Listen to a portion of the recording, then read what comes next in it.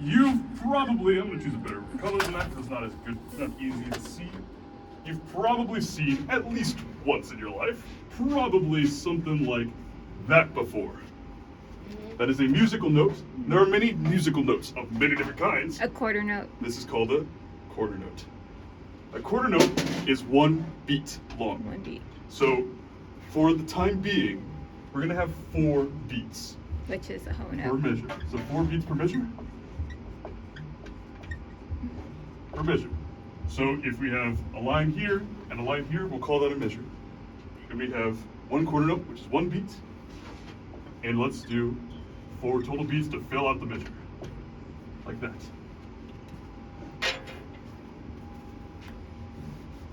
The way that we go about understanding these rhythms and these notes is by giving them counts. So each beat will get its own designated number. So the first quarter note will be beat number 1. Easy enough. 1 count. And then 2, 3, and 4. Just like that. Let's go. Let's play some snare drum right away. So I'm going to click my sticks. This is what a metronome sounds like. A metronome will give you a click every single beat. As we've stated, quarter notes are also 1 hit per beat, meaning my clicks are going to match every single one of these beats by the number. So if we click, I'm going to go 1, 2, ready, go, and then simply count 1, 2, 3, 4 with the clicks. 1, 2, ready, go. 1, 2, 3, 4. Nice and simple. 2, again, and go. Very good. And you can just keep repeating that over and over. After 4, because I'm running out of room on the board, of course, you'd be able to just loop it and go back to count 1 after count 4. Because as we stated before, for the time being, only 4 beats per measure. So, that's simple, but music's got to be a little bit more interesting than that. And that's where we get spaces of time. And in order to get spaces of time where we don't do anything to kind of keep things more interesting, we'll do what's called a rest. In this case, we have what's called a quarter rest. Quarter rest looks like this. It's kind of like a fancy lightning bolt in the tail.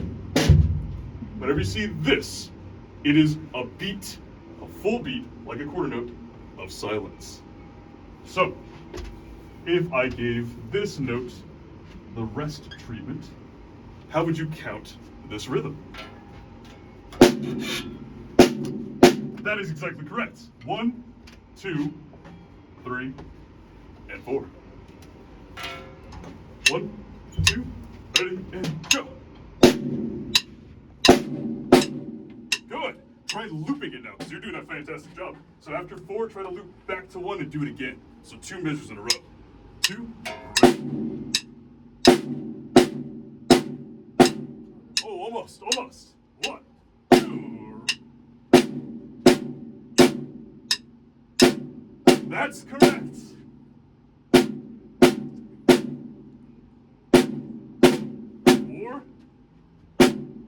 5. Yeah, you got this. I imagine you could just go on forever. So that's exactly what we're thinking of. Now. Good job, Riker. Very, very good job. Now let's mix things up. We're going to do the same thing we've been doing. We're learning, playing a rhythm, but this time, the notes are going to look like this. Like that.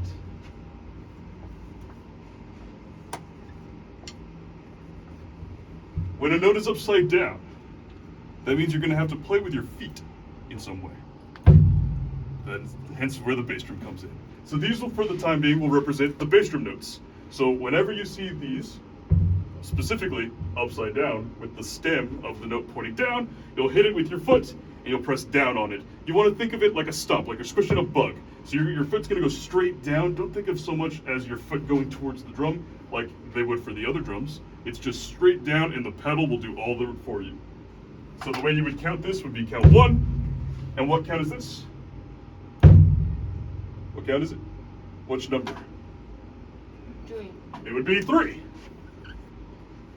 Rests on 2 and 4, so we don't have to count those. So let me give you that click. Let's hear it.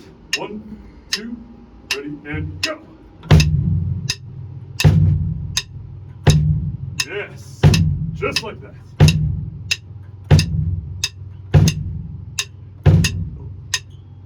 There you go. Excellent. So I don't know if you noticed, but I definitely noticed there was a point in time when you were getting a little ahead of the beat, where your foot would go down just slightly before the click of my stick. However, without me saying a word, you naturally caught on to that, whether you noticed or not, and you adjusted. And then suddenly, without warning, you were on beat again. You kind of hesitated a little bit, and then boom, right on beat with the clicks, which is an excellent, excellent thing to do. So, we've established quarter notes. We've established both snare drum and bass drum. So now,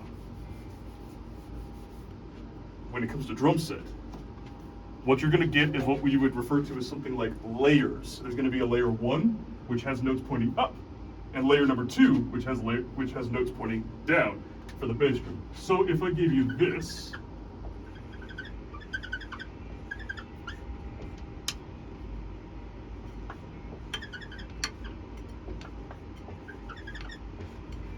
what this shows is you have layer 1,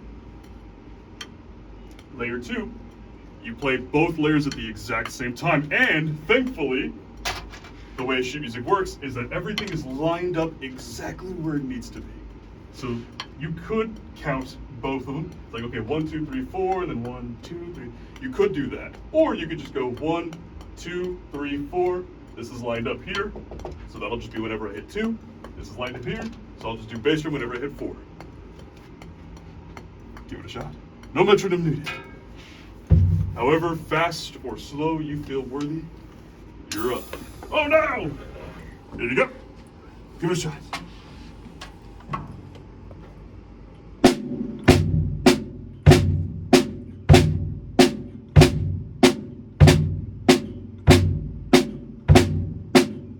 Exactly.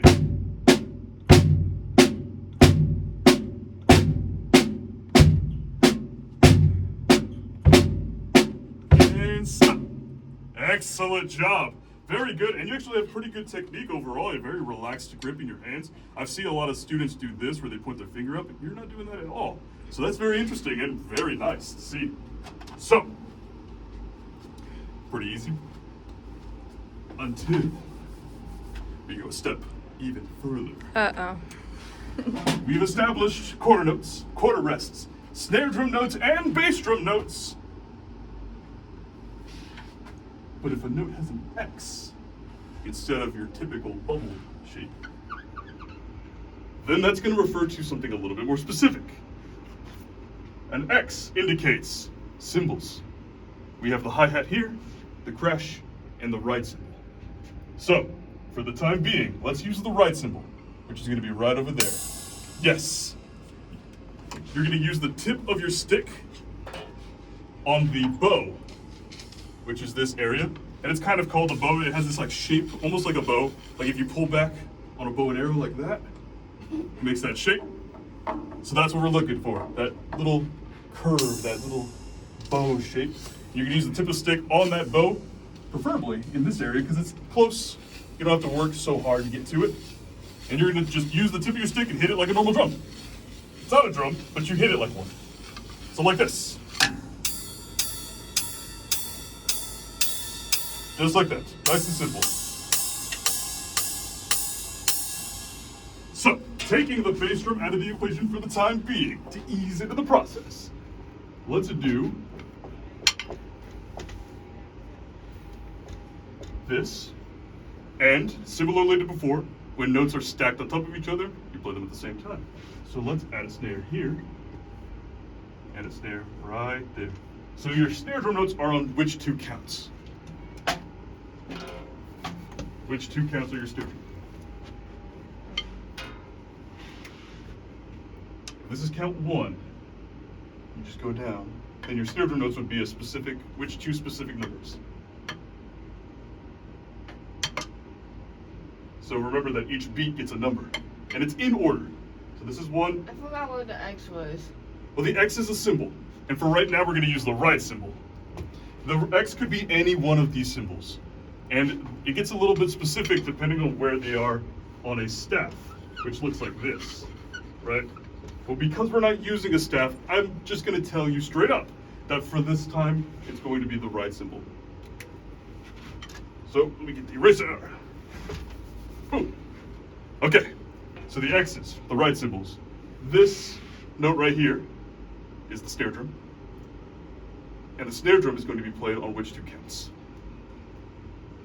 Not count one, because that's this one. Count two. And also? Count four. That's correct. So as long as you keep those two counts in mind, you should be on the right track. Let's give it a shot. Again, no metronome needed, just go at your own pace. Using the right symbol and the snare drum. So your arms are going to be kind of extended out. So your left hand will be playing snare drum, right symbol right there, perfect. Let's see it in action.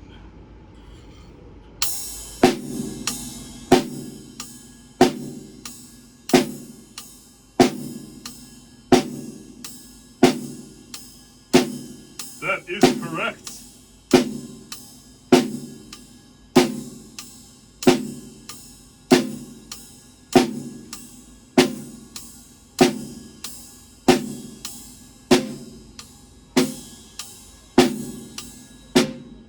Yeah, how does that feel?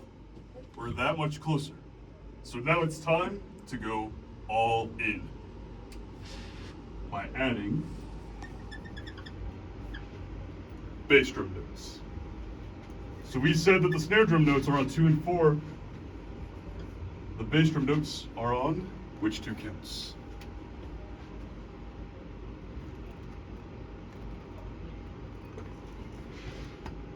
Not 2 and 4, because that's the snare drum, which would leave count number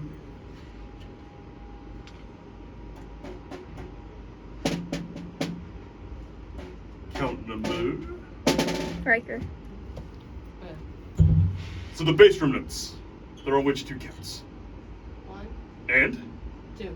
Oh, not 2. No. Very close though. 1 and 3. 3. So if you think about the order 1, 2, 3, 4, just remember that you got odd numbers for bass drum, snare drum for even numbers, and it goes in that order. And now, at your own pace, give it a shot. At this point, we are now officially playing a drum beat in its entirety using sheet music. Remember, if it's lined up, you do play them at the same time.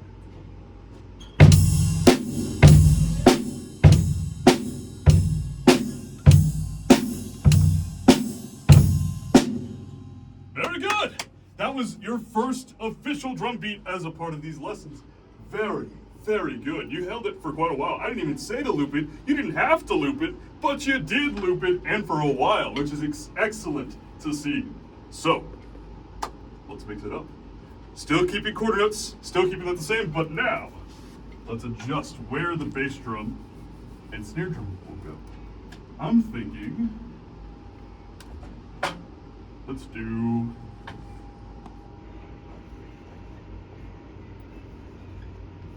this. What would that sound like? Give it a shot at your own pace yet again.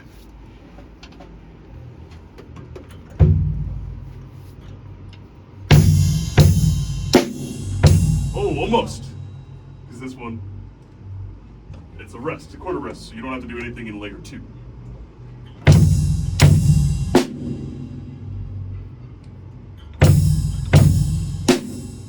Yes, that's correct. That is correct. Give it another shot.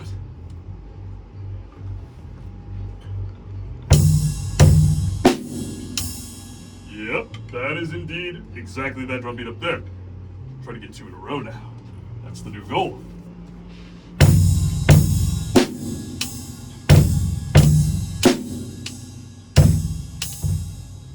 You did, in fact, meet the goal. So that was good. You did 2 in a row.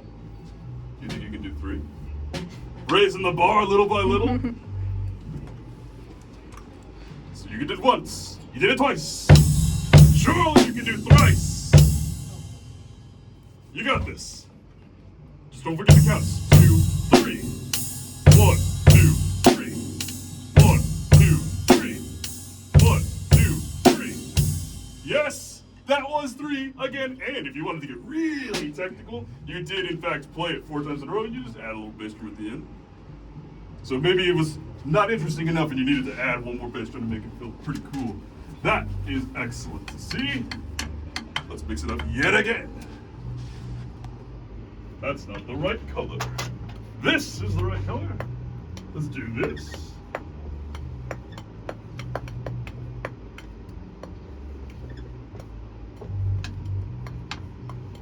That way.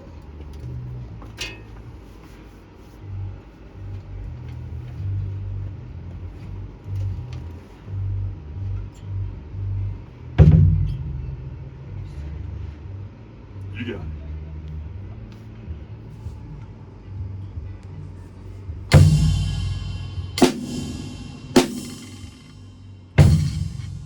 That is correct. Oh, careful. You did play it though. That is correct. Okay, try it again, Riker. Try it again. 2 in a row.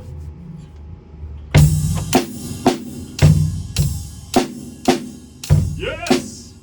So, I don't know if you're doing it, but if you think about the counts that they belong to, that's exactly how you get to looping. Because looping this is kind of a little tricky, because you kind of offset a little bit. Like boom, pa, pa, do, pa, pa, do, pa. And then you kind of want to almost put this note at the very end on count 1. Doom, pa, pa, doom, pa, pa, doom, pa, pa.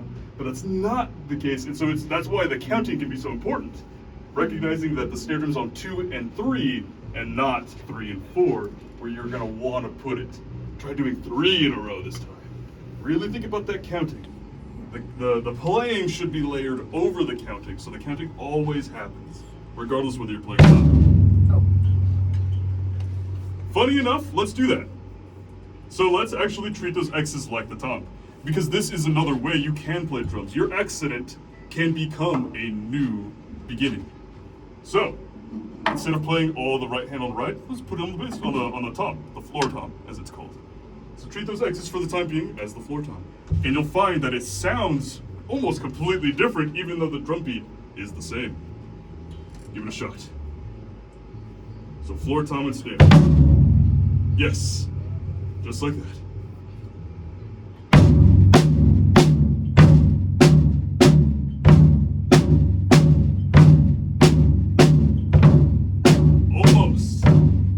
Actually playing 3 beats instead of 4 beats. You went boom, pop, pop, boom, pop, pop, boom, pop, pop.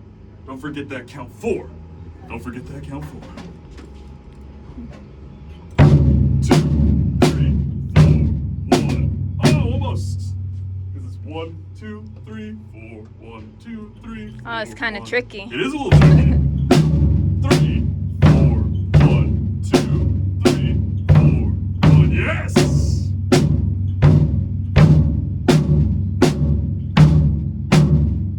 That is correct. That was 3 in a row, which is the goal. That's excellent to see. So it's just really reinforcing that idea of how important the counting can be. And you got that tricky part pretty much down. That being said, as far as the basics and the fundamentals go, you are more than ready to move on to the more difficult stuff. For the lesson, for the trial lesson, that is all.